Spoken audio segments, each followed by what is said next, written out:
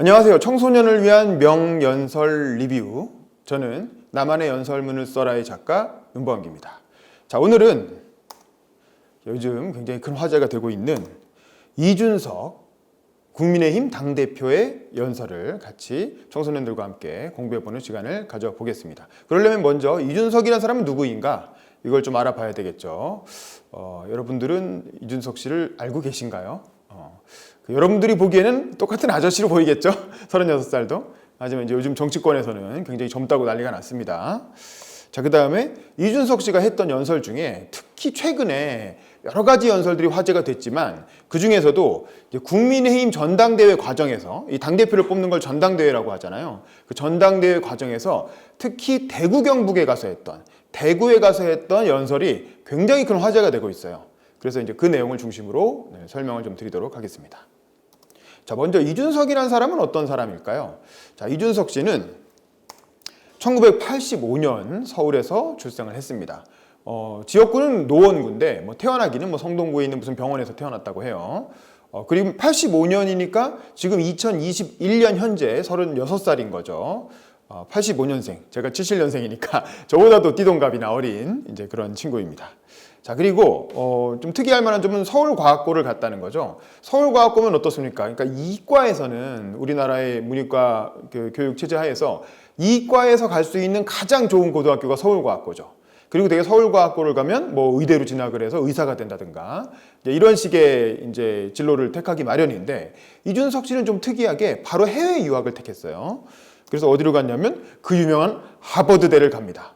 하버드 대학교에서 컴퓨터공학과 그다음에 경제학을 복수 전공을 했다고 해요. 근데 기본적으로는 과학고 나온 사람이니까 이공계 인재로 이제 이렇게 큰 거죠. 자, 그렇게 해서 하버드 대학교를 잘 다니고, 자, 하버드 대학교를 다녔다는 건 굉장히 중요합니다. 왜냐하면 좀 이따가 연설에서도 그 부분이 인용되기 때문에 이제 그거를 좀 알아두실 필요가 있고, 국민들 앞에 이준석이라는 사람이 처음 등장했을 때 많은 사람들이 호감을 가지고 신뢰를 표시했던 이유 중에 하나가 이 하버드 대학 출신이라는 거죠. 우리나라는 학벌 사회, 여러분 다 아시죠? 굉장히 중요한 요인입니다. 자, 그런데 하버드 대학교를 나오고 나서 그럼 미국에서 취업해가지고 실리콘밸리에 들어가서 직장인으로 잘 나갔냐? 그게 아니라 좀 특이한 행보를 하게 됩니다. 자, 한국으로 들어와요. 한국으로 들어와서 무슨 코딩 업체인가? 무슨 기업을 차려서 창업 활동을 하면서 그와 함께 배움을 나누는 사람들이라는 배나사라고 하는 일종의 교육 봉사 단체를 만들어요. 그게 뭐냐면 전국적인 과외 자원봉사 네트워크라고 할 수 있겠죠. 그래서 수학이라든가 영어라든가 특히 이제 이공계 출신이니까 과학이라든가 그런 분야의 어떤 그 공부 잘하는 대학생들과 그리고 이제 좀 가난해서 고액과외를 받을 수가 없는 그런 청소년들을 연결해주는 그런 일종의 이걸 과외 봉사 플랫폼이라고 해야 되나? 이런 걸 진작에 일찌감치 만들어서 굉장히 큰 전국 조직으로 운영을 했어요. 그게 이제 20대 초반까지의 생활이고 또 군복무를 이제 공익근무요원, 이걸 병역특례요원이라고 하죠. 이공계 특례요원으로 활동을 하면서 이런 자원봉사 활동을 하게 됩니다. 근데 이제 이런 활동이 눈에 띈 거예요. 누구 눈에 띄었냐면 아버지가 마침 당시 한나라당, 나중에 새누리당으로 이름이 바뀌는데 한나라당 유승민 국회의원의 지인인가 친구였나 그렇다고 해요. 고등학교, 대학교 동창이었다고 하는데 그래서 아버님의 소개로 그 유승민 의원실에 국회의원 인턴으로 들어가게 됩니다. 이게 본격적인 취업이라기보다는 그냥 경험 쌓기 차원으로 한번 해본 거겠죠. 아빠 친구 의원실이니까 한번 해봐. 들어갔는데 거기서 또 유승민 의원이 굉장히 좋게 본 거예요. 근데 유승민 의원은 당시에 박근혜 전 대통령이 야당 대표 시절에 박근혜 대표 비서실장을 하고 있었거든요. 그래서 그 인연이 돼서 박근혜 대표가 당대표가 됐을 때 유승민 의원이 우리 의원실에 이런 하버드 대학교 나온 그 젊은 친구가 있는데 굉장히 훌륭하다. 그리고 이런 활동도 하고 있는데 한번 좀 만나보시면 어떻겠느냐라고 소개를 해준 거예요. 그래서 어느 길가에서 우연히 급하게 이제 박 대통령하고 그 일정을 잡아서 길거리에서 이제 픽업을 해가지고 태워서 박 대통령 같은 차에 타고 이야기를 나누고 그게 인연이 돼서 박근혜 대통령이 새누리당 비대위원이 됐을 때 비대위원장이 됐을 때 비대위원으로 합류하게 되죠.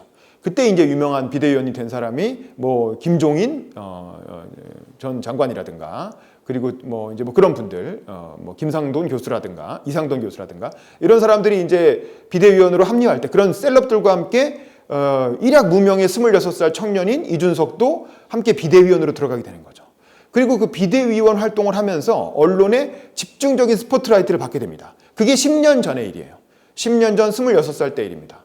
그래서 그때는 참 많은 사람들이 저런 그 친구도 있었네. 저런 사람을 어떻게 박근혜 대표가 정치권에 데리고 왔지라고 되게 신기하게 생각을 했었죠.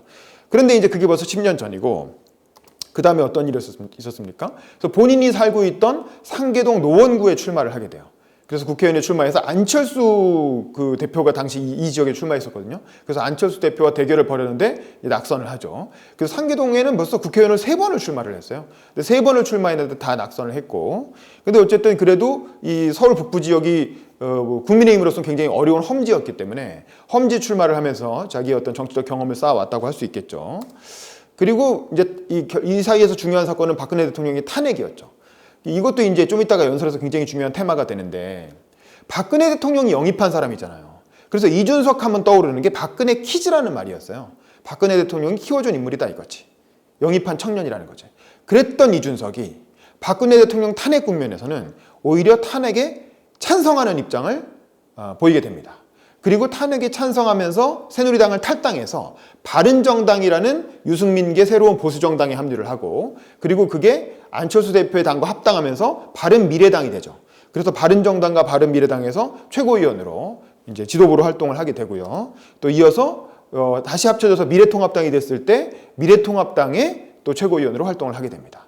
자, 이렇게 당 지도부만 아주 번갈아 이렇게, 그래서 거의 최고위원 단골, 직업이 최고위원이란 말이 나올 정도로 활동을 하면서 꾸준히 방송 출연을 했죠. 그러면서 국민들에게 인지도를 쌓아가다가 최근에 있었던 국민의힘 당대표 선거가 이루어지게 되니까 거기서 당대표에 출마하게 됩니다. 최고위원을 하도 많이 했으니까, 그리고 정치권에 들어온 게 벌써 10년이잖아요. 그러니까 이준석이 당대표를? 라고 좀 의아하게 생각을 했지만 그럴만한데라는 생각이 들은 거예요. 어쨌든 10년간의 정치 경력과 수많은 어떤 정당의 어떤 지도부 경력이 있었기 때문에, 그리고 방송 출연을 많이 하면서 국민적인 인지도가 꽤 높았죠. 그래서 웬만한 정치인들보다 훨씬 더 인지도가 높은 청년이었던 거죠. 그래서 얼마 전에 치러진 국민의힘 당대표 선거 결과 무려 36살 나이에 대한민국 제1야당의 당대표로 당선이 되게 됩니다.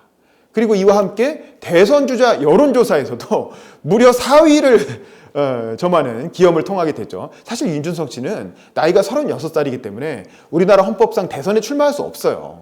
그런데도 불구하고 여론조사에서 대선 주자 지지율 4위가 나왔다는 건 그건 뭐 굉장히 큰 하나의 현상이라고 할 수 있죠. 그래서 요즘 이준석 현상이란 말이 굉장히 인기를 끌게 됩니다.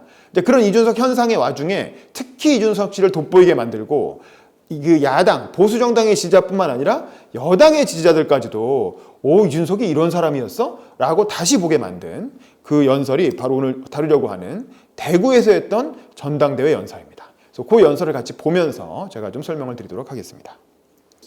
존경하는 대구 경북의 당원 동지 그리고 시민 여러분, 안녕하십니까? 이준석입니다.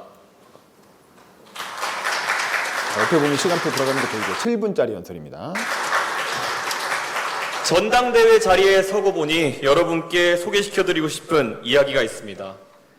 2004년에 제가 미국에서 대학을 다니고 있을 때 제가 공부하고 있던 미국의 보스턴에서 미국 민주당 전당대회가 있었습니다. 자, 여기서 이제 그 유명한 도입부가 굉장히 중요하다고 제가 말씀드렸잖아요. 이건 대구 경북에서 하는 연설이에요.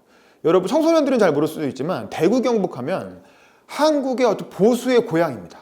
그야말로 보수의 본고장인 이 대구 경북에 와서 과연 탄핵에 찬성했던 이준석이, 보수적인 분들, 특히 대구 경북 주민들은 박근혜 대통령에 대한 어떤 애잔한 동정심이 있고 탄핵에 대해서 부정적인 정서가 강하거든요. 근데 그런 지역에 와서 과연 이준석이 무슨 얘기를 할 것인가, 많은 사람들이 관심을 가지고 지켜봤습니다. 그런데 도입부에 이렇게 얘기하는 거예요. 2004년에 본인이 하버드 대학교를 유학하던 시절에 거기서 미국 민주당 전당대회를 본 얘기를 하는 거예요. 자, 뭐라고 하나 봅시다. 그 전당대회에서 존 케리 대선 후보의 선출을 위해 모인 사람들 중에서 바람잡이 연설자로 깡마른 흑인 상원 의원 한 명이 나섰습니다. 자, 여기서 재밌는 표현이 나오죠. 바람잡이 연설자로 깡마른 흑인 상원 의원 한 명이 나섰다. 누굽니까? 바로 오바마 전 대통령이죠. 당시 오바마는 정확히 말하면 연방 상원 의원은 아니고 일리노이 주의 주 상원 의원이었어요. 그래서 그렇게 유명한 분은 아니었어요, 전국적으로. 마치 뭐 지금의 이준석보다도 훨씬 안 유명한 사람이었죠. 근데 이제 그런 어떤 무명의 흑인 정치인이었던 오바마를 민주당에서 존 케리 대통령 후보를 지명하기 위한 전당대회장의 바람잡이라고 표현했는데 이제 키노트 스피커예요. 기조연설자로 섭외를 한 겁니다. 자, 그게 왜 이분이 기조연설자가 되는지는 제가 이분에 관한 이 오바마 2004년 연설에 대한 별도의 영상이 있죠. 그걸 한번 찾아봐 주시면 좋을 것 같은데 굉장히 의외인 건 오바마 대통령은 미국 민주당의 대통령이잖아요. 그러니까 미국에선 진보 성향의 대통령이란 말이죠. 그런데 그 오바마를 한국 보수의 본산이라고 할 수 있는 대구 연설에서 굳이 인용을 했다는 거지. 그게 이 연설의 굉장히 이례적인 포인트예요. 되게 의외의 도입부인 거죠. 그래서 아니 대구에서 연설하면서 오바마 얘기를 왜 해? 더구나 국민의당 전당대회에서 민주당도 아니고. 자, 이렇게 되는 겁니다. 버락 오바마라는 본인 표현대로라면은 우스꽝스러운 이름이 관대한 미국에서는 성공의 장애물이 되지 않을 것이라는 확신을 이야기하면서 그는 연설을 시작했습니다. 자, 이 부분도 재밌는 부분인데 오바마의 연설에 굉장히 많은 부분이 인용이 되고 화제가 돼요. 근데 그 중에서 이준석이 인용한 부분은 뭐냐? 버락이라고 하는 그 케냐식 이름이잖아요. 아버님이 케냐 사람이었죠. 그 케냐식 이름을 쓰는 것이 미국이란 나라는 관대한 나라이기 때문에 그거로 인해서 불이익을 받지 않을 것이다 라는 아버님의 뜻을 따라서 자기가 버락이라는 이름을 쓰고 있다 라고 연설문 도입부에 얘기하는 부분이 있거든요. 그걸 굳이 이 연설에서 인용을 하는 거예요. 자, 여기서 이제 그 밑자락을 깔고 있는 거죠. 본인이 이야기하려고 하는 주제의 밑자락을 오바마의 연설을 통해서 깔고 있는 겁니다. 자, 그럼 무슨 얘기를 하려고 하는 걸까요? 그 당시 미국 사회는 이라크 전쟁을 놓고 분열이 극심했습니다. 그런데 그는 연설에서 미국 사회에 신선한 관점을 제공했습니다. 내가 옳다고 생각하는 것을 애국, 나머지를 매국이라고 생각하는 관점에서 벗어나 그는 이렇게 얘기했습니다. 이라크 전쟁에 찬성하는 사람도 애국자요. 이라크 전쟁에 반대하는 사람도 애국자다. 이렇게 말했습니다. 그렇죠. 이 부분도 굉장히 유명한 부분이죠. 이 연설의 뒷부분에 보면 이라크 전쟁에 대해서 오바마가 자기 관점을 막 얘기를 해요. 근데 당시에 미국 민주당은 대략적으로 이라크 전쟁 반대, 미국 공화당은 이라크 전쟁 찬성이었죠. 그래서 서로 못 잡아먹어서 안달이 될 정도로 극심한 갈등을 빚고 있었거든요. 근데 오바마의 기본적인 가치는 통합이었어요. 분열된 미국을 하나로 통합해야 된다는 게 연설의 주제였고, 그렇기 때문에 이라크 전쟁을 분석하면서 이라크 전쟁에 찬성하는 애국자도 있고 이라크 전쟁에 반대하는 애국자도 있다. 뭐 이런 표현을 합니다. 근데 그걸 본인의 연설에서 인용을 하는 거죠. 자, 이런 얘기를 하는 이유가 뭘까요? 바로 한국 사회를 둘로 뜨겁게 가르고 있는 박근혜 대통령에 대한 탄핵 문제를 어떻게 볼 것인가에 대해서 오바마의 관점을 가지고 자기 관점을 이제 강조하기 위해서 이 얘기를 하는 거죠. 그리고 이렇게도 말했습니다. 백인의 미국, 흑인의 미국, 라틴계의 미국, 아시아계의 미국이 따로 있는 것이 아니다. 오직 미합중국이 있을 뿐이다. 이 말에 미국은 전율했습니다. 제 학교 다닐 때 친구들의 그 당시 아이팟이죠. MP3 플레이어의 1번 트랙은 한동안 항상 오바마의 그 연설이었습니다. 그렇죠. 그러니까 오바마 연설을 미국 하버드대 학생들이 다 MP3 플레이어에 다운받아가지고 귀에 꽂고 듣고 다녔다는 거예요. 그 정도로 그 연설이 엄청나게 히트를 했다 이거죠. 미국 사회에서. 그리고 그 이준석도 당시 하버드 유학생이었기 때문에 당연히 친구들과 어울리면서 그 얘기를 들었겠죠. 그리고 미국인들이 환호하는 걸 봤겠죠. 그래서 이 이준석 씨가 쓴 그 2019년에 낸 공정한 경쟁이라는 책을 보면 가장 닮고 싶은 롤모델로 오바마를 얘기하고 있어요. 보수 정당의 정치인들도. 그리고 오바마의 그 연설에 대해서도 그 책에서도 인용을 하죠. 이제 본인이 원래 관심을 갖고 있던 컨텐츠를 이번 대구 연설에서 써먹은 겁니다. 그 통합의 메시지를 낸 신출래기 상원 의원은 그 뒤로 4년 만에 미국의 대통령이 됩니다. 46세의 나이였습니다. 오바마가 외친 통합의 시발점은 바로 관대함입니다. 그리고 통합의 마지막 완성은 내가 가진 것을 나눌 수 있다는 자신감입니다. 많은 당권주자가 이번 그 전당대회에서 통합을 이야기합니다. 그런데 통합이라고 하는 것은 그 두 글자를 반복적으로 외치는 것만으로 이루어지지 않는다고 생각합니다. 통합의 전제 조건은 간단합니다.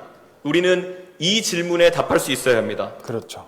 통합 누가 말 못하냐. 많은 대선 당권 주자들이 다들 통합 얘기하는데 진짜 통합할 수 있는 사람이냐 아니냐는 바로 이 핵심 질문에 답할 수 있어야 된다는 거예요. 자, 그게 뭐냐? 여러분은 다른 생각과 공존할 자신감이 있으십니까? 그렇죠. 다른 생각과 공존할 자신감이 있느냐? 이 질문을 대구에서 국민의힘 당원들에게 던지고 있는 거예요. 이건 한국 사회의 맥락에서는 굉장히 도발적이고 용기 있는 주장인 거죠. 왜냐면 그 자리에서 바로 계란이 날라올 수도 있어요. 지금 저놈이 지금 뭔 소리 하는 거야? 이러면서 굉장히 분노할 수도 있는 상황인 거거든요. 박근혜 탄핵이 그럼 잘했다는 거야? 라고 이제 따질 수도 있는 그 보수 유권자들 입장에서는 그럴 수도 있는 바로 그 한복판에 와서 이런 메시지를 던졌다는 거죠. 당신은 다른 생각을 가진 사람과 공존할 수 있느냐? 논리적으로만 보면 반박하기 어려운 주장이죠. 논리적으로는. 그렇죠. 다른 생각 가진 사람과 당연히 공존해야지. 다른 생각 가진 사람 다 죽일 거예요? 지금이 무슨 한국전쟁 때도 아니고 그런 시대 아니잖아요. 하지만 감정적으로는 용납하기가 어렵죠. 그래서 일단 울화가 치밀고 화가 난단 말이에요. 그런데 그런 상황에 가서 그런 얘기를 이렇게 대놓고 한다라는 거죠. 당당하게. 그게 이제 이준석을 그 여권의 그 다른 정당 사람들도 한번 다시 보게 만드는 이제 그런 계기가 된 거죠. 한번 봅시다. 내 생각과 다른 이야기를 하는 사람도 선한 의도를 가지고 있다고 인정하고 그 사람도 애국자라는 것을 입 밖으로 내어 인정할 수 있어야 합니다. 나와 다른 생각을 가진 사람도 쟤도 애국자다. 예를 들면 박근혜 지지자인데 노무현도 알고 보면 이게 애국자였어. 예를 들면 문재인 지지자인데 박근혜 대통령, 이명박 대통령도 알고 보면 애국자야. 이렇게 말할 수 있어야 된다는 거예요. 근데 청소년들은 잘 모를 수 있지만 이 어른이 되면 그러기가 참 어려워요. 하나의 세계관이 하나로 갖춰지면 상대방을 선과 악으로 보고 나는 선, 상대방은 악. 이렇게 보는 게 굉장히 마음이 편안하거든요. 그리고 그에 따라서 정치적인 입장을 가지고 투표도 하게 돼요. 그런데 그러지 말자고 얘기하고 있는 거예요. 그러지 말고 상대편도 애국자라는 걸 인정하고 시작하자. 이런 질문을, 이런 어떤 도발적인 요청을 국민의힘 당원들에게 하고 있는 거죠. 그것도 다른 지역도 아니고 서울이나 부산이나 호남도 아니고 대구에 와서. 그게 바로 이 연설의 가장 핵심적인 포인트다라는 거죠. 저는 저를 영입한 박근혜 대통령에게 감사합니다. 자, 여기서 이제 본격적인 본론이 나옵니다. 박근혜 대통령 탄핵을 어떻게 생각하느냐. 일단 첫 번째는 나를 영입한 박근혜 대통령 감사하다. 그 양반 아니었으면 내가 어떻게 이 자리에 있겠냐 이거죠. 감사할 건 감사하는 거죠. 박근혜 대통령이 저를 영입하지 않았다면은 오늘 이 자리에 저는 서 있지 못했을 것입니다. 하지만 저는 제 손으로 탄생에 일조한 박근혜 대통령이 호가호위하는 사람들을 배척하지 못해서 국정농단에 이르는 사태가 발생한 것을 비판했습니다. 그렇죠. 그러나 국정농단에 대해서는 자기는 잘못했다고 비판했다라는 거예요. 그리고 국가가 통치불능의 상태에 빠졌기 때문에 탄핵은 그 시점에 정당했다고 생각합니다. 자, 이 부분이 이제 핵심 메시지예요. 탄핵은 정당했다 이거예요. 왜? 국가가 통치불능 상태에 빠졌기 때문에. 사실 탄핵과 관련해서 여러 가지 쟁점이 있어요. 첫 번째 보도였던 JTBC의 태블릿 PC 보도가 과연 오보였냐 맞냐 진실이냐. 그리고 예를 들면 최서원 씨죠. 최서원 씨와 박근혜 대통령이 경제 공동체였느냐 아니냐. 박근혜 대통령이 그로 인해서 실질적으로 무슨 이득을 얻은 게 있느냐 없느냐. 여러 가지 법적 논란이 있지만 그런 걸 다 떠나서 그 당시 시점으로 볼 때 100만 명이 넘는 사람들이 거리에 나와서 매일 밤마다 데모를 하고 시위를 하고 국가가 통치불능 사태에 빠졌다는 거야. 그걸 보수 정당의 어떤 책임 있는 정치인으로서 그런 통치불능 상태를 그대로 내버려 두는 건 그건 바람직한 태도가 아니었다는 거지. 그래서 그때로선 탄핵에 찬성할 수밖에 없었다. 탄핵은 정당한 것이었다. 라고 주장하고 있는 거예요. 박근혜 지지자들 앞에서. 그러니까 이건 사실 대단한 용기 있는 주장이라고 할 수 있죠. 물론 그 뒤에 이어진 형사재판에서 공동지감론이나 경제적 공동체론이라는 것이 적용되면서 김대중 대통령의 아들 삼형제나 이명박 대통령의 형과는 달리 대통령에게까지 형사적 책임이 이르는 것은 이례적이라는 생각을 했습니다. 그렇죠. 재판은 좀 이상한 것 같다라고 또 살짝 박근혜 지지자들 듣기 좋은 얘기를 해주는 거죠. 하지만 저는 대법원 판결까지 치열하게 법리를 다툰 사안이기에 그 판단은 존중합니다. 또 보험 판단 부정하면 안 되죠. 야당 대표가 또 살짝 그러니까 이게 참 영리해요. 논리적으로 다 이렇게 방어 기제들을 다 만들어 놓고 있는 겁니다. 오직 그 더욱 엄격해진 법리가 문재인 정부와 그 뒤를 따르는 인사들에게도 적용되기를 바랄 뿐입니다. 그 기준으로 문재인 너도 각오해라. 이런 얘기도 이게 또 대구니까 또 이런 얘기도 해줘야 되겠죠. 대구 경북의 시민과 당원 동지 여러분, 이런 이준석의 생각과 공존할 생각이 있으십니까? 버락 오바마는 본인의 생소한 이름이 미국에서 성공의 걸림돌이 되지 않을 것이라는 믿음을 밝혔습니다. 저는 제가 믿는 대로 탄핵에 대해서 이야기한 제 복잡한 입장이 정치적으로 공존할 수 있다면 우리는 큰 통합을 이룰 수 있다고 확신합니다. 그렇죠. 과연 대구 시민 여러분, 저의 이런 복잡한 입장을 받아주시겠습니까? 저와 공존하실 수 있겠습니까? 이런 질문을 던진 거예요. 대한민국에서 가장 보수적인 집단에게 과연 탄핵이 정당했다고 생각하는 나를 받아줄 수 있느냐라고 아주 도발적인 질문을 던진 거죠. 실제로 이 대구 지역에서 투표를 해가지고 결과가 어떻게 나왔는지 몰라요. 왜냐하면 최종 결과는 다 합쳐서 나왔기 때문에 대구 사람들이 몇 표나 찍었는지는 알 수가 없죠. 몇 퍼센트나 동의했는지는. 이건 대구에서 한 메시지지만 사실은 전국을 대상으로 한 메시지였던 거예요. 이준석이라고 하는 사람이 어떤 사람인가를 보여주기 위해서 전국을 상대로 낸 메시지인 거죠. 그렇기 때문에 더 큰 의미가 있었던 거죠. 이번 전당대회에서 제가 굳이 탄핵에 대한 이야기를 꺼내드는 이유는 바로 세상이 우리를 지켜보고 있기 때문입니다. 이준석의 이런 생각을 대구 경북이 품어줄 수 있다면 우리 사이에는 다시는 배신과 복수라는 무서운 단어가 오가지 않을 것입니다. 그리고 박근혜 대통령에 대한 수사를 지휘했으나 문재인 정부의 부패와 당당히 맞섰던 검사는 위축되지 않을 것입니다. 자, 그건 누굽니까? 윤석열 씨 말하는 거죠? 윤석열 전 총장, 국민의힘으로 빨리 들어와라 라고, 내가 막아줄 테니 들어와라 라고 이제 메시지를 보내고 있는 거죠. 러브콜을. 그리고 더 큰 덩어리에 합류하여 문재인 정부에 맞서는 것을 주저하지 않을 것입니다. 제가 당대표직을 수행하는 동안 공적인 영역에서 사면론 등을 꺼낼 생각이 없습니다. 그렇죠. 그래서 자기는 박근혜 사면론 얘기 안 하겠다. 당대표직 수행하는 동안은. 문재인 대통령은 어차피 사면은 본인의 판단에 따라서 결정하실 분이고 저는 대선이라는 큰 선거를 앞두고 정치적인 공격에 빌미를 줄 생각이 없습니다. 하지만 박근혜 대통령에 대한 제 사사로운 고마움은 다른 방식으로 갚겠습니다. 저 이준석, 만약에 여러분께서 당대표직을 맡겨주신다면은 박근혜 대통령이 이준석을 영입한 것이 정말 잘한 것이라는 평가를 두루 받고 최소한의 명예를 회복할 수 있도록 노력하겠습니다. 그렇죠. 그러니까 나를 뽑아준 게 박근혜이기 때문에 내가 잘 되면 박근혜 대통령도 명예회복이 되는 거 아니냐. 오히려 이렇게 자기의 성공과 박근혜 대통령의 명예회복을 연결시키는 거죠. 그래서 박근혜 대통령이 그래도 이준석이를 영입해서 대한민국 정치에 이준석이라는 선물을 준 사람이다. 사람 보는 눈이 있었다. 이런 사후평가를 받을 수 있다는 거예요. 자기가 잘 되면. 참 영리한 사람이죠. 자기의 성공과 대구 사람들이 원하는 걸 또 그렇게 연결시키는 거예요. 정치 신동입니다. 여기 계신 모든 분들은 각자 탄핵에 대한 다른 생각과 공존하실 수 있다면은 우리 당의 대선 경선에 참여할 많은 주자들의 다양한 관점과 생각을 인정해 주시고 그들을 제발 과거 속에 묶어두려고 하지 말아 주십시오. 대구 경북이 이번 전당대회에서 보수혁신 그리고 돌풍의 진원지임을 세상이 지켜보고 있습니다.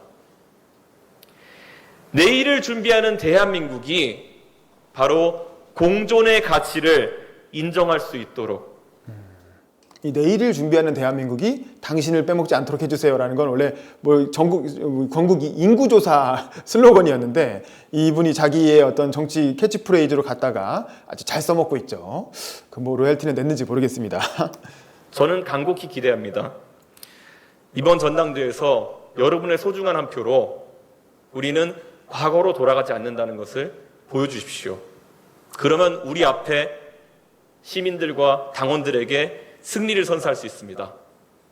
열심히 해서 보답하겠습니다. 감사합니다. 네. 딱 2분 남겨놓고 끝내는 거 보세요. 시간 확실한, 이거 엄청 준비한 거예요. 이거는 굉장히 여러 번 연습하고 하면서 많은 시간을 들여서 준비한 겁니다. 자, 그럼 우리가 이준석 씨의 연설의 특징을 어떻게 봐야 될 것인가, 그것만 정리하고 마무리할게요. 자, 일단 기본적으로 도입부에 오바마를 인용하면서 어떤 의외성을 보여준 거죠. 그러니까 도입부가 재밌어야 되는데 일단 기본적으로 자기를 잘 모르는 사람일 경우에는 자기에 대한 이야기를 하는 게 좋다고 했죠. 근데 이준석 씨처럼 어느 정도 셀럽이 되신 분은 뭐 약간 의외의 도입부 혹은 재밌는 도입부, 이제 그런 게 좋다라는 거죠.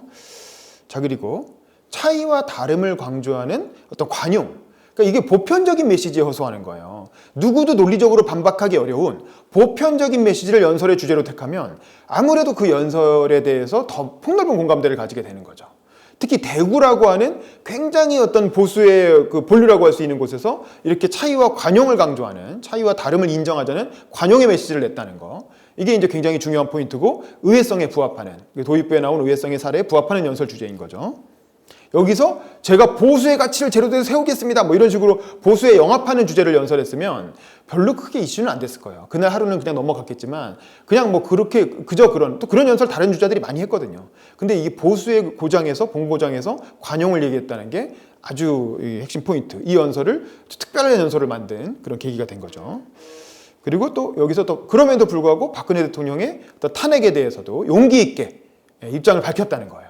자기 입장을 회피하지 않고, 자기 싫어할 것 같으니까 이 사람들한테 영합하기 위해서 사실은 제가요 나름 뜻으로 그런 게 아니고 이렇게 변명하지 않고 당당하게 자기 소신을 얘기하고 그거를 받아들여 달라고 했다는 거. 이건 대구에 가서 한 얘기지만 사실 이건 전국에 있는 유권자들에게 본인의 어떤 용기를 보여준 거죠. 그리고 또 자신의 선곡이 박근혜 대통령의 명예회복과 연결된다면서 그 대구에 있는 유권자들에게도 영합할 수 있는, 호감을 가질 수 있는 포인트를 또 잘 짚어서 얘기를 했죠. 자, 이런 점이 참 굉장히 그 연설문을 잘 썼다라는 걸 우리가 알 수 있습니다. 그래서 그 부분이 이제 이준석 씨의 용기인 거죠. 보수의 심장에서 탄핵의 정당성을 주장하는 용기. 바로 그게 이준석이 이번 전당대회에서 보여준 부분, 자질이었다고 할 수 있고요. 그 지도자에게 사실 가장 중요한 건 용기죠. 김대중 대통령, 노무현 대통령, 오바마 말할 것도 없이 결국 용기 있는 지도자가 국민의 어떤 선택과 사랑을 받는 거잖아요.